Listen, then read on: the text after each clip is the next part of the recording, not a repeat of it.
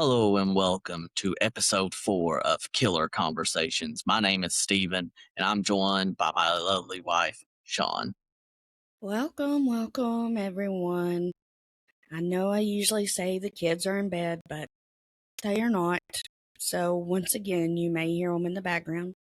We are human, and we're not pros at this. Let's just be honest. And we have a 6-year-old that runs the house and does what she wants. So if you hear cartoons in the background or singing or, just a random mom, dad, I'm on the toilet, everything's going good, just love you guys. You will get that. That is a very, very likely situation. Could happen. So, guys, I did a thing. I got my hair cut, got me some bangs. Obviously, haven't got my nails done. I need to do that.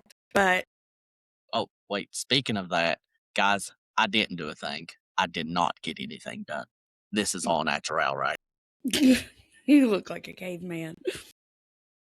Cavemen wish they could grow a beard like this. But as per usual, I do have things that I want to get off my chest. This chair sucks. I'm gonna have backaches for the rest of my life. Thank you for this chair. This was one of Steven's finds, not mine. Amazon Basics. You love Amazon. I figured you would love their chairs. I do not love their chair. My butt hurts, my back hurts, everything hurts. Well, call Bezo. You pay for half the money he's got. Tell him he needs to get better stuff. And last time we asked about what your favorite scary movie was. And now I'm going to ask you, Steven, what's your favorite comedy? Favorite comedy? Oh, See, in my type of movies, they don't die. I mean, people survive, scary movies. I am a dad. I am a huge Adam Sandler fan. So if I had to pick my favorite comedy, it would probably be one of his. And since I am a little bit older, I would say it's probably comes down to either Happy Gilmore or The Water Boy. It's a combination of comedy and sports. No. If you're going to pick, Yes. no, absolutely not. If you're going to pick one of his, pick one that doesn't drop your IQ. It doesn't. All of his movies are amazing. Now I like The Longest Yard. If you Yeah, ask okay, I'll me, go with that one. yeah, if you ask me, which is my favorite sports movie of his, I really like The Longest Yard. Now I love Waterboy too, but Waterboy I think has more comedy in it, to where The Longest Yard is more, you know, the sports actually looks like they're playing the sport for the part of that they're doing it, and I like the cast that's in it. But now I also like Grown Ups. Grown Ups is good. He Oh, I did a love good job in Grown Grown Ups. Ups. Okay. Yeah, I like the crew that they have there. And like I said, I'm a dad. Everything they do in those movies, I could be like, yeah, that's the dad would do that. Well, I'm more of like rom-com, like romantic comedies. So I'm going to go with one of my all-time favorites, I guess. And I would say it's my favorite because every time I see it on, I have to watch it.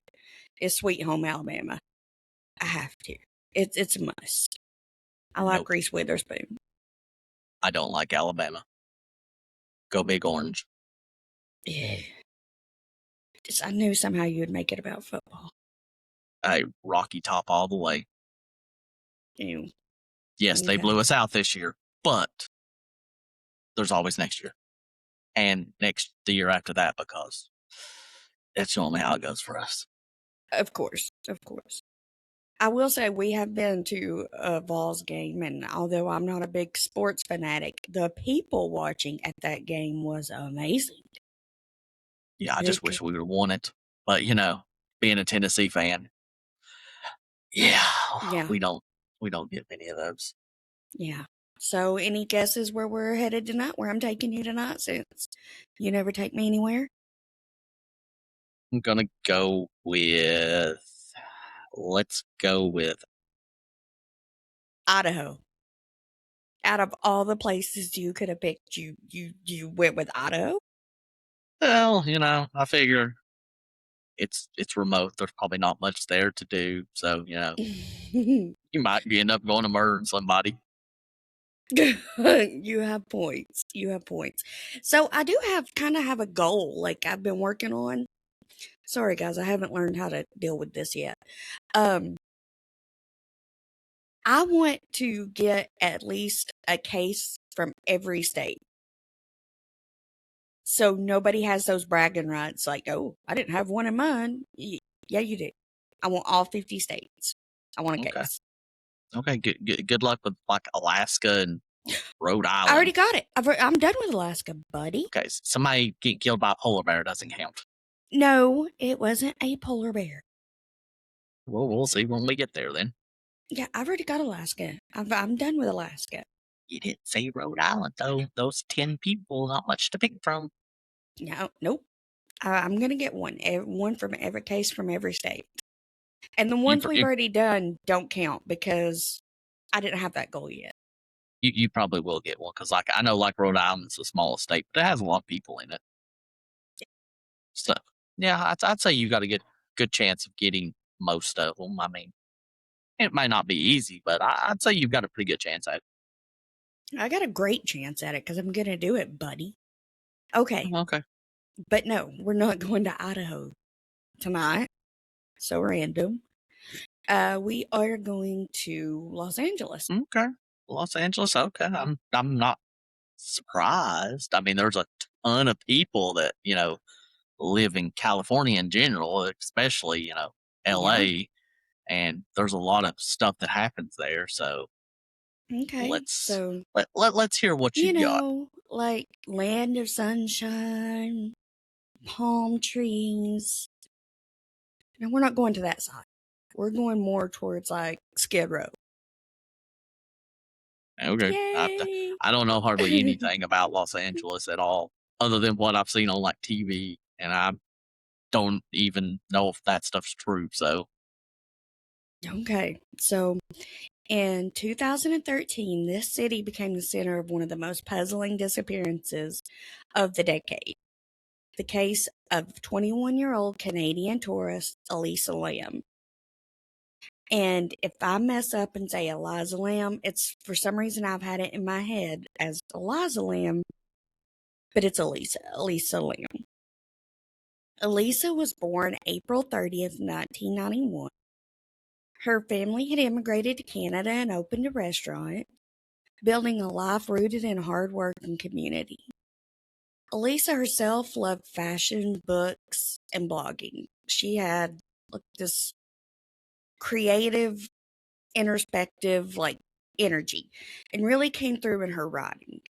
She also lived with bipolar disorder, a mental health condition that can bring intense highs and deep lows. And it can make day to day life unpredictable and challenging for people who suffer from bipolar.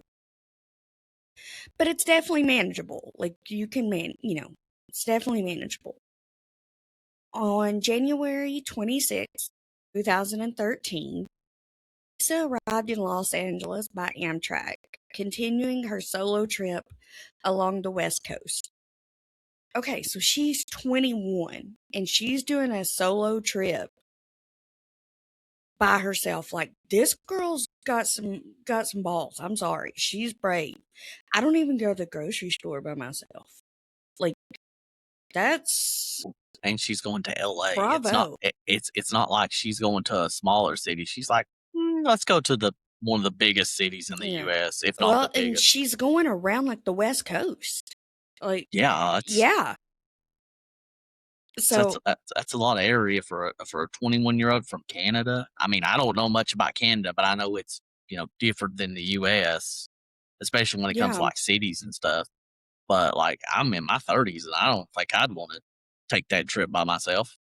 No, and like I said, like I don't go to the grocery store alone, and she's doing this. Kudos to her. Bravo to her because that's amazing. Her parents, they weren't exactly thrilled about her traveling alone, but Elisa was determined and she was very independent. They compromised that she would check in with them every single day. As a parent, I can 100% understand where they're coming from. one of my kids told me that, I would have a panic attack.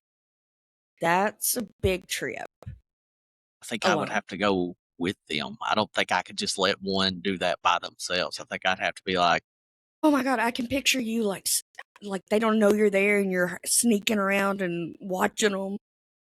"Oh, no, I tell them, they're like, okay, I'm gonna go with you. She Unless, didn't I want them mean, to go. well, I mean, She was it, 21. You it, you know. it'd be difficult, but I'd be like, you know what? You let me go, I'll buy lunch and dinner every day till I come back home. And if they say no to that, then like you said, I'm putting on a trench coat and a hat, and I'm gonna look like the Pink Panther Yeah, walking that's or what trying I to sneak see for around. you. That's what I see for you is you're just Dude, peeking around. dude, Whoop, whoop. dude, if one of the girls took off to California or like, no, I want to do this by myself, I'm shaving the beard and I'm shaving the head and I'm putting on the trench coat and a hat. They'll never notice. No, no, they'll notice you. You kind of stick out with your man cave vibes. Well, I said I'm cutting all that off. Yeah, Hair's sure. gone. Yeah, I'm gonna look like I've got a baby face down here and nothing up here. Ew. Stay wherever you're going when you do that. Don't say you. Ew. When you married me, I didn't have a beard like this. Yes, you did. You had a beard. Barely. I barely had anything at that point. That was back in our younger days. Oh, in our skinny days. Yay. Oh Lord. Well, continue the story. Okay. So, 2 days later, on January 28th, she checked into the Cecil Hotel. Now, the Cecil Hotel, it's a beast of its own. If you know, you know. It's one of those hotels, Stephen, that you would absolutely insist that we stay in on a trip somewhere. You know, the kind that you're like trying to convince us all that it's okay. We're not going to die in our sleep, but we kind of are. I'm Um, not that cheap. I'm not that cheap. I've picked us out hotels before, and no, I've picked us out condos before that even you were like, "Wow, I'm surprised you found something this oh my nice." gosh, you've picked out one condo that was decent, and that's the one you use every single time. No, I've picked out more than that. You're just jealous of my skills. I'm a deal hunter. But this is the kind of hotel, like the side eye kind of hotel, where the lights flicker and the carpet's questionable, and the general vibe is, we shouldn't be here. And but so it wasn't built that way. When it was first built, it was like a grand hotel, a big hotel. And but then the Great Depression hits and the entire area around it just kind of changed. Skid Row expanded and poverty just surged. The Cecil slowly shifted from that luxury hotel to a place where people in crisis found cheap rooms and shelter. Um, it even became a stopover for like infamous figures, including like serial rapists, like the Night Stalker. And yes, we will talk about him at a different time. So it has a history of its own. Um, why Elisa chose this hotel, I don't really know. I'm not really sure. Maybe it was the price. Maybe it was just another stop on her adventure. But she checked in, and early in her stay, she was moved from a shared room to a private one after guests complained about her odd behavior. Um, I tried to track down exactly what that odd behavior was, but it just was kept being described as odd behavior. I think she was kind of making the other guest in the shared room uncomfortable. Um, so it does make you wonder, was she struggling with her disorder at that time? Was she taking her medication regularly? Or was it just simply a misunderstanding between strangers? Was just people that didn't get along, you know. Yeah, it's something we'll probably never know because she's not here to give her side. Well, I'm guessing she's not here to give her side Yes. of the story. But, yeah, without her side, there's not really much we can say, and Yeah, as they describe, it's just odd behavior. That could be anything. I mean, it who could. who who really knows? Like you said, it could have been her disorder, it could have been she just been stressed out, or Maybe she was maybe just a strange person in general. Maybe it had, exactly. you know? Yeah, that's what I was about to say. Maybe she was just a strange person in general, or, just different from the people that, was Yeah. in the shared room, so, who knows? Me in public, like you wouldn't even recognize me. I'm awkward. Awkward Awkward and AF. private. Yeah, you know me though. Yeah. I In still think public, you're I awkward. just panic. Oh, you do. You're not a public going out person. I am, but you're gonna think I'm weird. People would think I'm weird. People know as soon as they see me that I But you're not. Like, you could hold a conversation and it be normal. Me, random things just come out of my mouth that I didn't mean for that to come out, and I just feel weird. I know, but 90% of the people I talk to, they're like, I can tell as the conversation's going on, this person doesn't understand a word I'm saying. They don't Me That's and them just don't your speak the accent. same language. That's It just your is. accent. It is.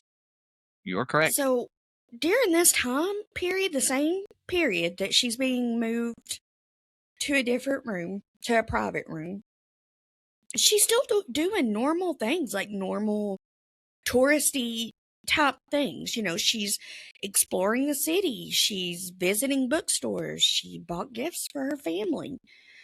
Um, she posted about her trip. So she's out there. She's still enjoying, her trip at this time. And everything just looked like, a young woman traveling and enjoying herself. Yeah, on January 31st, the day Elisa was supposed to check out of the Cecil, her parents, David and Yenna, and I'm so sorry if I pronounced that wrong, Lamb, waited for her daily call. But this time, nothing. No email, no answer. Every attempt to reach her went straight into silence. Um, and this hadn't happened before. She was sticking to their promise. She was calling daily. She was checking in. So for a family that's been promised daily check-ins, the silence is terrifying. And as a mother, I would say so. I would already be in a full-blown panic at this point. Well, yeah, especially if you were as far away as they are from them and knowing that she's there by herself in LA. I mean, I'm not saying LA is bad, but it has bad areas, and you would be worried for your child in such a big city, not hearing from them when you're used to regularly hearing from them. It would be it'd be a panic and a giant red flag to a parent, like, oh no, something might be wrong. Oh, yeah, yeah, definitely, definitely. You know me about the kids. When it comes to the kids, I would already be in full-blown panic mode. Um, as the hours passed with no word, their worry turned into panic, as it should. They contacted the Los Angeles Police Department and reported Elisa missing. The LAPD quickly launched a search, so there was no wait. They quickly jumped on it. And of course, they started with the Cecil Hotel.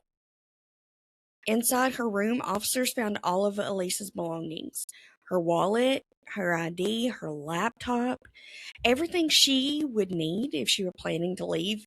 It was there. So it looked like she had just stepped out of the room for a minute, not like she was checking out, or there was no signs of a struggle, nothing. It was just as if she had went to get ice or a drink or something to eat, you know.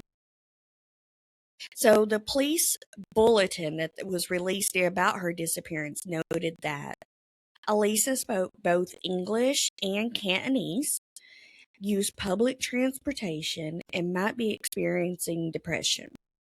It also mentioned she had planned to head to Santa Cruz next, but of course she never made it there. At this point, no one knew whether Elisa had wandered off, gotten lost, encountered something or someone far more troublesome than just getting lost, you know. What they did know was that a young woman had vanished from one of the strangest hotels in Los Angeles, and the mystery was only beginning to unfold. Searching the Cecil, that's no small task. This place is massive. Hundreds of rooms, multiple wings, and a mix of like short-term guests and long-time residents that live there. But the LAPD, they used every resource they had. They checked common areas, interviewed staff, brought in dogs. Still nothing. It was as if Elisa had just simply vanished into thin air. But we know that's not a thing. Yeah, You things just don't, don't yeah. vanish. People just don't van well. From our episode 2 that we had, 3 people vanished, but it's not normal that people just, disappear for no No, reason. no, it's not normal.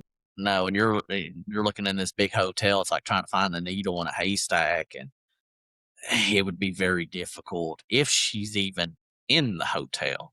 Like, Hmm. you're just hoping that she's still there somewhere, but you don't even know for sure, so it makes it even harder when you're second guessing, "Well, is she still here or not here?" So, I mean, it's just a difficult thing to try to find somebody in such a big area with pretty much 0 information. Yeah, but what I will say that I'm impressed about is that the police did jump on it. Because how many times do you hear, oh, you need to wait so many hours before you report it? Or, Yeah, you gotta wait they're an 48 adult. hours. They can do what they want. But they were, like, bravo to them because they jumped on this pretty quickly. And I appreciate that. So, Yeah, normally they they tell you were you on gotta wait 48 hours before you 48, yeah. yeah, before you even report that someone's missing. Yeah, normally they would make you wait that, but the fact that they jumped on it real quick, Hmm. that is a good thing because the quicker you start looking, the better of chance that you have to find that person. The longer Yeah. you wait, the least likely you Oh, are, yeah. which is why I don't like the 48-hour thing, which I understand they do it so But they're I don't not know if that's like a rule or just something they say. I think it is because it keeps them from looking for somebody that is probably not missing because there's I kids and don't think it people. is, though. I don't think it is. Actually, if someone knows, comment and let us know because I don't think it's actually like a law, like, or, like one of the guidelines. I think it's something they advise, but I like that that you though. can file a report. Anybody that whenever we're talking about these cases, if you're a cop or no law enforcement or just know the laws, at all, eh, comment and let us know like why things like that or Mm, why things have to be that way. Just let us know so we can learn for the next videos coming up on why things have to happen a certain way. yeah, definitely. Always up for learning. So then police released elevator footage, and that's when this case exploded. In the video, Elisa is wearing a red hoodie, and she's standing in like one of the old elevators at the hotel. She presses several buttons, like when a kid gets into an elevator and they press all the buttons. Yeah. I've sometimes had to stop you and our middle child from doing it. Don't just say kids. Whatever. So that's what she done. Like she pressed different like random buttons. Like it was trying like she was going to stop at every single floor. She peeks out into the hallway. It's like she's looking for someone, but you never see anybody else. The doors are open. They never close. The doors are open the whole time. Um, at one point, she steps back into the corner like she's hiding. Like there's somebody out there and she's hiding. But the doors are open, and the way the camera is placed, you can see out into the hall. There's nobody there. Um, she then steps out of the elevator, and she's moving her hands in a very strange way. Almost, I know I talk a lot with my hands like that, like she's talking to someone and talking with her hands. But there's nobody there. Not that we can see, anyways, from that camera angle. I do advise that you go watch the footage, the elevator footage. It's easy to find because the way her hands move, it's kind of eerie. It's kind of unsettling. It's just a way that's hard to put into words. What's even more strange is that elevator never leaves that floor. Almost like she pushed so many buttons, it kind of stopped it for a minute. Yeah. It kind of set it off like I can't go to all these at once. Glitched it up for a second. Well, yeah, glitched it up because, elevators doors don't normally stay open that long. And the doors stay open far longer than they should. And after Elisa finally walks away, the elevator closes and starts moving again, but it's empty. She's out. She's not in it. She walks away. You see her walk away in this footage. And of course, this video went viral. Instantly. Everyone had a theory. And I even read one article where people speculated that she was playing this Korean elevator game. Kind of like an urban legend where pressing a specific sequence of buttons supposedly opens a portal to another dimension. At first, I thought, well, that's super creepy. That's what are you doing with your life? What's happening? But then I remembered being a kid and standing in a bathroom saying Bloody Mary 3 times and scaring myself half to death, So We've they're all done more something. advanced. Yeah, we've all They're done something opening along those different lines. portals. Yeah, opening portals, summoning, a woman Yeah. in your bathroom mirror. We've all done something, similar Yeah, to that. opening a portal to another dimension, that's a step up from summoning Bloody Mary in your bathroom mirror. It sounds a lot cooler than just summoning Bloody Mary. I mean, you're opening a Yeah. portal to a new universe like that. That sounds a lot cooler. Bloody Mary, that's a good one. I want to do a case on that too, an episode on that. It's pretty cool. It's good to know history. Around this time, guests at the Cecil started complaining about water. The water, like the low pressure, strange taste, odd color. Maintenance was sent to check the rooftop water tanks, the ones that supply the entire building. On February 19th, 2013, a maintenance worker climbed up, opened up one of the massive 4 by 8 foot tanks, and looked inside. There was a body in the water. It was later confirmed to be Elisa Lam. When she was found, she wasn't wearing clothes. Those were at the bottom of the tank. There were no signs of trauma, no evidence of foul play on her body, but nothing about the situation made sense. The roof had been searched earlier with dogs, but the tanks themselves hadn't been opened. So the question that I have with that is if the roof was searched by dogs and Elisa was already in the water tanks, did they not smell her or catch some kind of trace?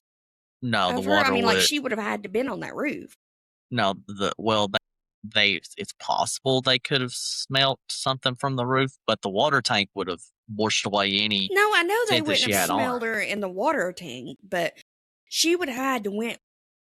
So the water tanks were kind of off in a corner, and they set on like a raised platform. So you have to climb up onto that platform and then climb up to the top of these water tanks, 8 foot, So it's about 10 feet up in the air.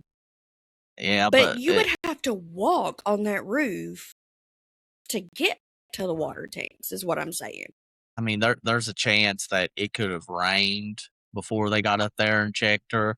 Could just be that it's so high up and it's windy that there's lots of other smells and scents that are getting blown in, and the dogs just can't get a good, track of her because of that. Because I mean, you got to think how big these buildings are up on top of it. The wind blowing extremely hard. There's a chance the dogs just couldn't pick up the scent from her because of that. It could be, Possibly. yeah, it could be a lot of things. But now the fact that her clothes wasn't on, they were at the bottom of the Well, tank. so I've heard if you get super cold, like hypothermic, you feel hot. Hmm. So maybe she took them off, or maybe she was trying to get to the top and her clothes were weighing her down. So she took them off. I feel Possibility. like the clothes could be explained away pretty easily. What I was getting at is if you were going to put a body in that tank and you didn't want to leave a scent for the dogs, you would take her clothes off, Yeah. carry the clothes so there's nothing leaving a scent anywhere, toss the body in, and then throw the clothes in. But then her body should have a scent on it as well. But I mean, it's probably possible to have carried her up there if you put her in like a bag or rolled her up in something and dumped her in. But you're probably right. I'd say she was in the tank and she took her clothes off so she could stay higher up because they were probably weighing her down. But I mean, I've Yeah. heard I've heard of a lot of people drowning before, and that's something they never done. So Yeah, that's true. I That's don't true. know. That's a good point. It just sounds very weird. Yeah. Very eerie, right? Yeah. So accessing the roof of the Cecil, it's not easy. In fact, it was meant to be restricted to hotel employees only. The interior staircase door leading up there was locked and alarmed. And according to the hotel, the alarm was working. It was functioning at that time. So if she went out through the stairs to the roof, the alarm should have went off. Um, there were also 3 fire escapes that could get someone to the roof. But that also raises a question for me. If you to get to a fire escape, she would have had to go through someone's room, right? Yeah, she'd had to went out a window. I mean, there's a chance her window led to it, but if it didn't, then yeah, she'd have to go into someone's room, go out their window, and climb up the fire escape to get to it. Yeah. And the water tanks themselves, like I said, they weren't simple to get into. They were large, industrial tanks with heavy metal lids. Maintenance staff even said the lids were difficult to lift. And here's another detail that sticks out to me. When Elisa was found, the water level was about 12 inches from the top, and the lid was open. So that brings up another thing. I didn't think of this. I just popped into my brain now. When they were checking with the dogs, did they not notice the open lid? Yeah, you think they would notice it, but you said it was 12 inches from the top and the lid was up. Right. If she could swim at all, I mean, that's 12 inches is 1 foot. So I mean, you're talking about, well, I can't get it on camera, but that's not very much. You could reach your arm up onto the side and then reach your other arm up and pull yourself up. I mean, there's a chance she took her clothes off to help pull herself because it was too heavy. Hmm. But I mean, it's like the equivalent of pulling yourself out of a pool. Most people could do it. She's in her 20s. I would think she would be able to pull 21, herself. yeah. Yeah, I would think she'd be able. I mean, I'm in my 30s. I'm fat. And I think I could pull myself out of it. I can't swim, so I'd be at the bottom no matter what. I'm saying I think I could pull myself over that, you know, the top of it to get out. You know, they say can do amazing things when adrenaline hits. And it just doesn't seem that far to me. Maybe I'm completely wrong. Maybe maybe panic instead of adrenaline. I don't, Well, it's not that big of a distance. That's literally a Subway foot-long sandwich. That's how long that is. It's not that big of a space, and she was a smaller girl, 21 years old. She could probably easily pull herself out of that. So see, things don't add up. They're, like something's off. They just don't add up. And the coroner's report ultimately ruled Elisa's death as an accidental drowning. No signs of trauma, no drugs or alcohol in her system. The report did note her bipolar disorder as a contributing factor, um, suggesting she may have been experiencing a severe episode. But I don't know. I mean, even if she was, the fact that she made it up there without tripping an alarm, or she had, like you said, she had to go through someone's room.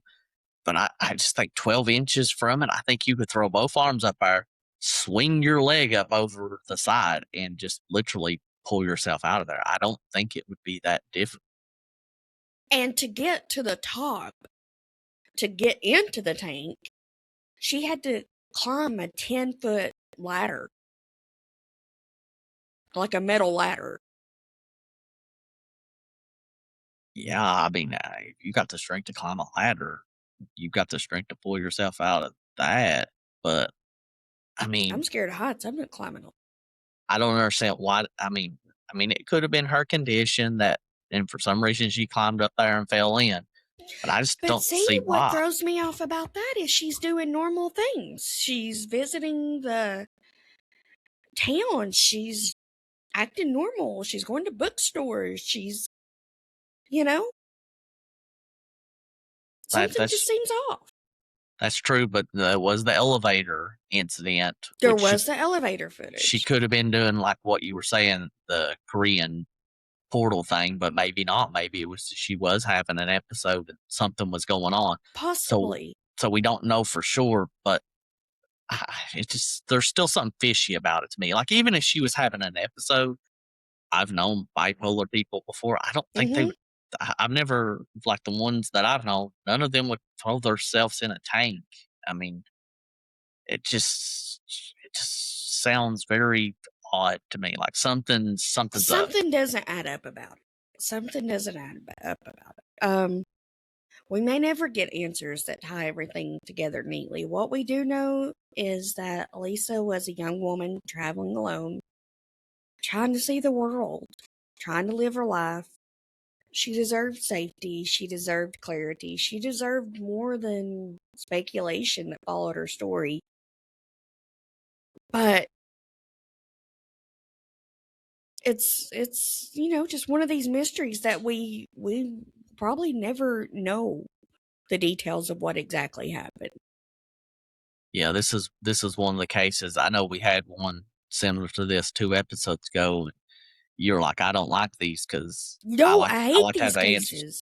Yeah, and the other one to me, like I wanted to know, but I knew I would never find out. Same for this one. I'll never find out, what actually happened.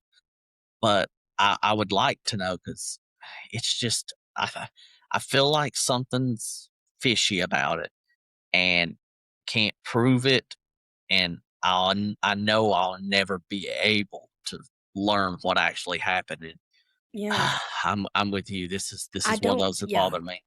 I don't like these cases. I don't like them because I need answers. I need everything solved. Yeah, for once, I And think we might actually agree on something. I would like an answer on this. too many questions and not enough answers. But you think about it. Think about this. Like if somebody done it and put her in that tank, they had to climb 10 feet of metal stairs, like ladder, to get up there to put her in. That would be difficult. That would be really difficult. Like, really? Yeah, I don't know that. I couldn't do that. I don't think. I mean, she's a 21-year-old girl. She probably weighs around 120, 140 pounds, something like that. I don't think I could pick that up and carry it up a 10-foot ladder to throw her in and then go back down and grab her clothes and climb right back up it and throw them. You got a point there. I don't know if I could do it. I don't want to try it to find out, but You don't want to test this theory? no, I'd fall off the ladder. I'm old. If I fell off a ladder from 10 foot, I'm breaking a hip, and that's it for me. Well, this is another one of those that I need answers, but I'm not going to get them. No, I need LAPD to reopen this case and just start digging and figuring out something. Find some Think camera footage that's been lost for however long. I Let's get an think these answer. days they have a lot going on. True, true. But now also as times went on, I bet you a lot of the buildings that are like that building, they probably have cameras on the roof now, just as like an insurance Mhm. thing, like just in case. So it would be harder for something like that to happen now without an answer, but that still doesn't answer the question for us today. Yeah. No, definitely not. So we hope you enjoyed this episode. And if you did, don't forget to like, share, and subscribe. It really helps the channel to grow. And we want to hear from you, so drop a comment. Yeah, let us know And what you thought of tonight's video and any ideas that y'all have for future episodes. yeah, definitely. Because, I want to get those all 50 states. All 50 states. Yes. So if So you have any for like some random state that you think we've not heard of or she's not looked into, I've not heard of any of them. So let me know. yeah, just let her Definitely. know, and she will do the research and come in here and inform not only me but the audience that's listening, because I don't know anything about any of these cases that we're listening to. So whatever you've got, drop it in the comments. Yeah. He's right. Drop it in the comments, and we will see you next week. Yep. See you Bye. for episode 5. Everybody have a good day.